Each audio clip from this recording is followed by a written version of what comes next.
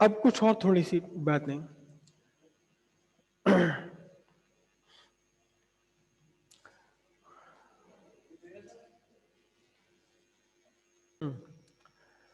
तो अब देखना जरा ध्यान से, जीरोथ लॉ क्या था कि एक सिस्टम है ए, दूसरा सिस्टम है बी और तीसरा सिस्टम है सी। अगर ए और बी, ए और सी आपस में थर्मल इक्विलिब्रियम में है, बी और सी आपस में थर्मल इक्विलिब्रियम में है, तो फिर हमने जीरोथ लॉ में कहा कि ए और बी भी आपस में थर्मल इक्विलिब्रियम में रहेंगे। ये जीरोथ लॉ है, ठीक है। अब जीरोथ लॉ एक्चुअली क्या बताता है?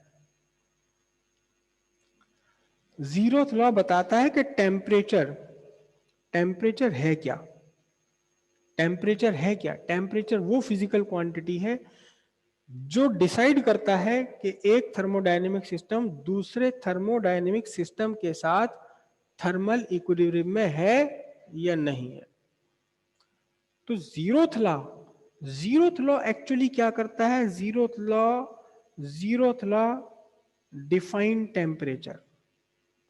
जीरोथ लॉ टेम्परेचर की डेफिनेशन बताता है कि टेम्परेचर है क्या, राइट। अब फर्स्ट लॉ क्या करा? फर्स्ट लॉ ने क्या किया? फर्स्ट लॉ ने कहा क्या, D Q is equal to D U plus D W. यहां से एक क्वांटिटी आई जिसे कहा गया क्या, इंटरनल एनर्जी। तो फर्स्ट लॉ जिस तरह जीरोथ लॉ ने इंट्रोड्यूस किया टेम्परेचर, जीरोथ लॉ ने इंट्रोड्यूस किया इंटरनल एनर्जी।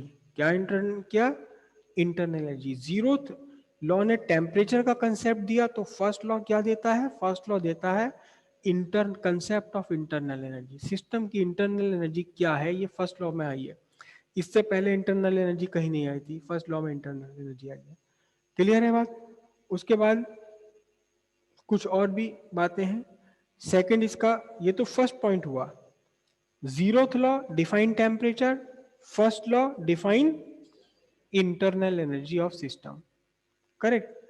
अब ये कहाँ एप्लीकेबल होते हैं? कहाँ एप्लीकेबल होते हैं? सेकंड पॉइंट है कि both the laws,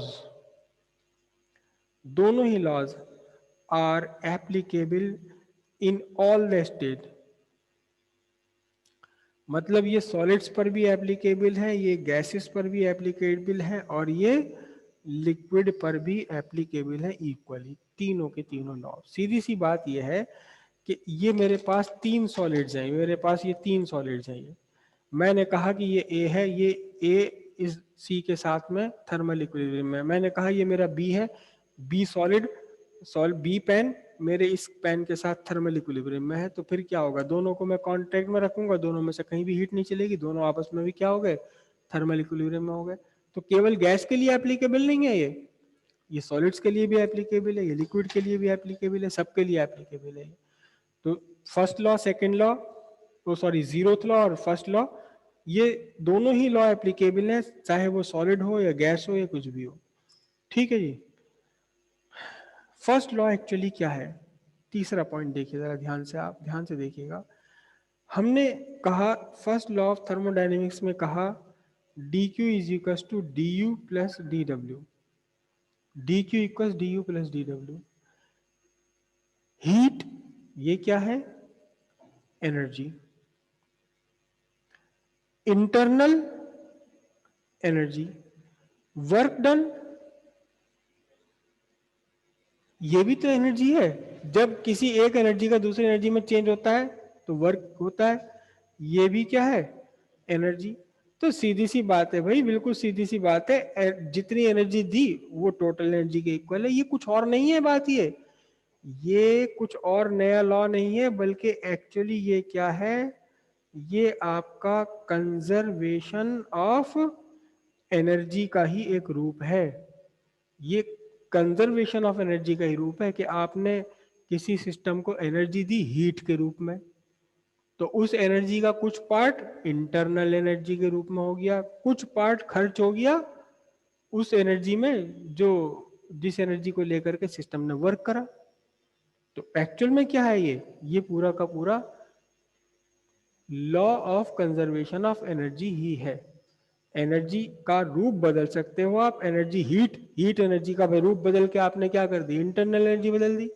heat energy का रूप बदल कर आपने क्या कर दिया, मैकेनिकल एनर्जी कन्वर्ट कर दी। जब पिस्टन मूव करेगा तो मैकेनिकल एनर्जी बन जाएगी।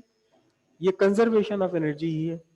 ठीक है, फोर्थ पॉइंट इसमें क्या है,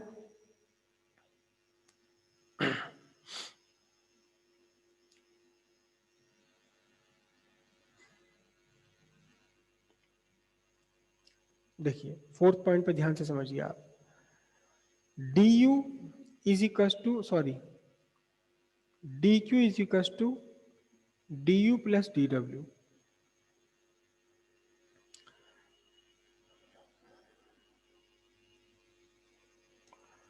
अगर वर्क डन जीरो हो जाए, मतलब आप ना तो गैस को एक्सपेंड होने दे रहे हैं और ना गैस को कॉन्ट्रैक्ट कर रहे हैं, ना तो वॉल्यूम डिक्रीज होने दे रहे हैं गैस का, ना वॉल्यूम आप इंक्रीज होने दे रहे हैं।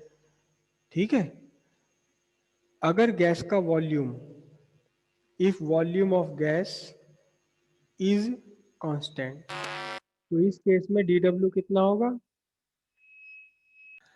अगर गैस का वॉल्यूम कांस्टेंट है तो डीडब्ल्यू जीरो हो गया।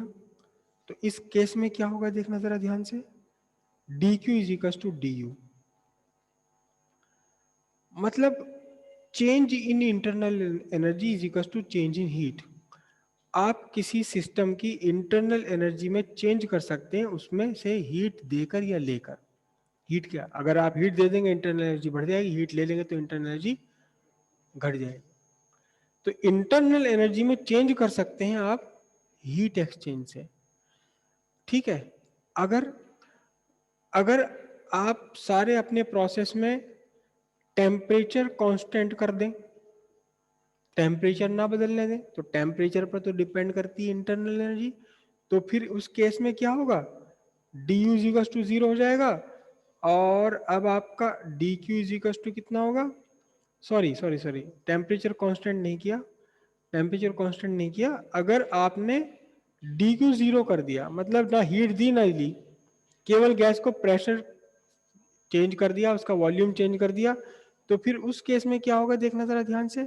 उस केस में जीरो इज इक्वल टू कितना होगा, D U plus D W, और D U is equal to निकल कर आएगा माइनस डी डब्ल्यू। कोई बात नहीं, चाहे निगेटिव में ही सही, अगर आपने वर्क कर दिया तो D W D you increase हो जाएगा, अगर आपने वर्क ले लिया तो इंटरनल एनर्जी घट जाएगी। अगर आपने गैस पे वर्क कर दिया, मतलब क्या कर दिया आपने, गैस पर ये सिलेंडर था, आपने इसे पुश करके अंदर कर दिया इसको, आपने वर्क करा गैस के ऊपर, वर्क करा गैस के ऊपर, और बाहर से हीट नहीं दी, तब भी गैस गर्म हो जाएगी, जैसे कि साइकिल में पंप मारते हुए गर्म हो जाता है।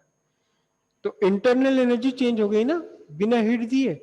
इंटरनल एनर्जी आप चेंज कर सकते हैं, दो तरीके से चेंज कर सकते हैं, या तो सीधे सीधे आप हीट दे करके चेंज कर दीजिए, या तो सीधे सीधे हीट आप दीजिए, हीट दीजिए, हीट लीजिए, चेंज हो गया इंटरनल एनर्जी में, या फिर गैस से वर्क करा लीजिए या गैस के ऊपर वर्क कर दीजिए, तो भी क्या होगा, इंटरनल एनर्जी में चेंज हो जाएगा। तो यहां से फर्स्ट लॉ से एक बात निकल कर आई, क्या निकल कर आई, कि किसी भी सिस्टम की इंटरनल एनर्जी में दो तरह से चेंज किया जा सकता है, डायरेक्ट हीट के एक्सचेंज से, या फिर उसके ऊपर वर्क डन से, या तो हीट के एक्सचेंज से या फिर वर्क डन से। आप में से शायद किसी ने खेल किया हो, मैंने तो किया था अपने बचपन में। आपने सबने देखा ना रीठा, रीठे का जो बीज होता है, बीज देखा किसी ने, रीठे का बीज नहीं देखा।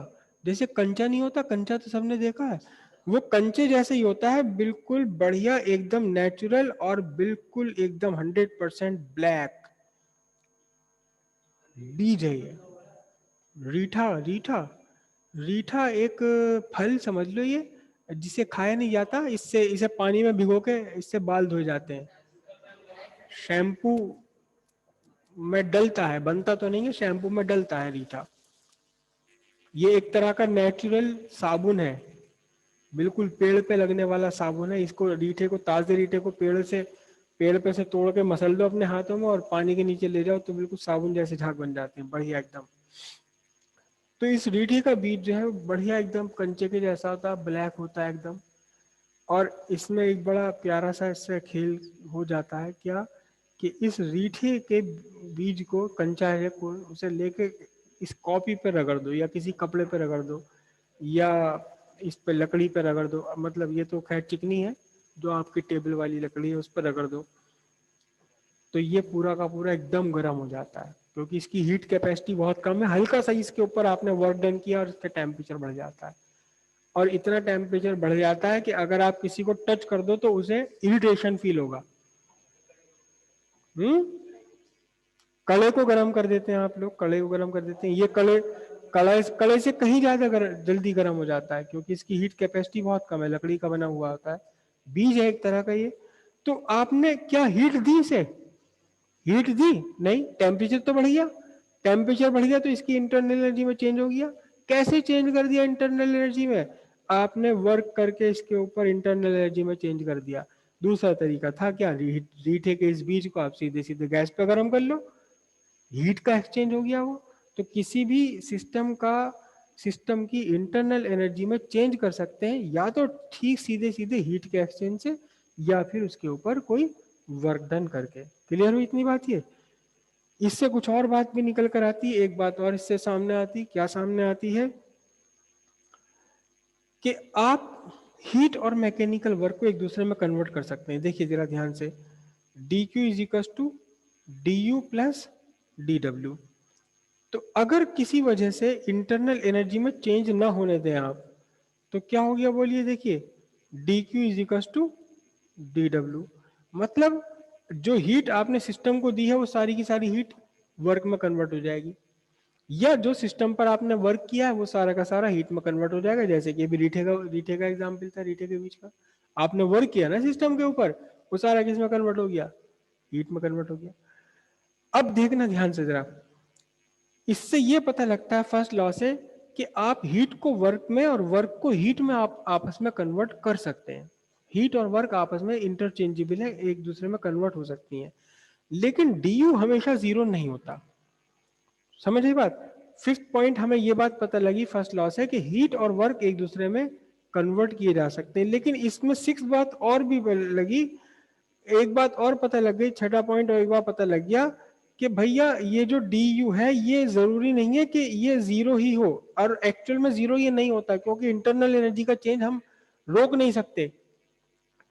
तो इससे एक बात ये नहीं पता लग पाई कि अगर हम सिस्टम को हीट दे रहे हैं उसमें से कितना चेंज हो, कितनी हीट यूज होगी इंटरनल एनर्जी चेंज करने में और कितनी हीट यूज होगी वर्क करने में।